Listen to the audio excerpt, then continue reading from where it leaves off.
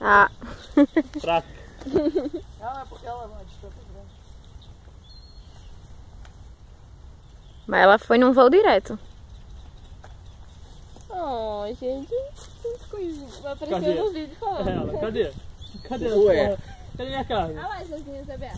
Aí se for passar a mão nela agora, é picada. Tá de olho, pô, pensando, o que é melhor? Ih, acho que foi pouco, hein? É, tá, tem que só um pedaço com ela, mas não quero dar muita comida. Faz desse o último, então, vai. Esse... Não, ainda tem um potinho ainda aqui. É porque...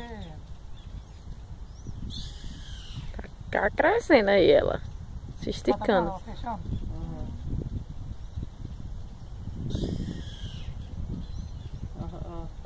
A pena. Codorna, normalmente a gente vai codorna.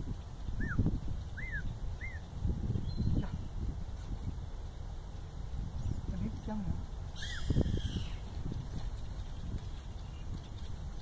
Só que se eu der mole, ela já sabe que tá aqui. E eu tô aqui nisso aí. Ah, não tá aqui.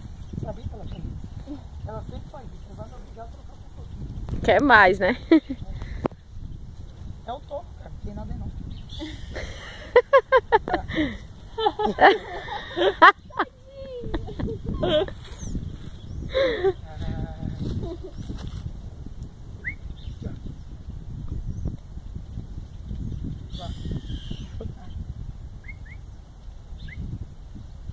Tá pensando, ela tá...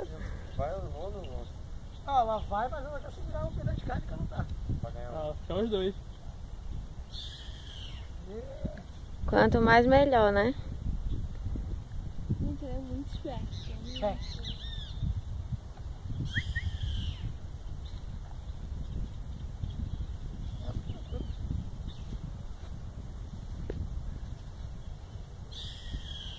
Aí vê lá, tu falou,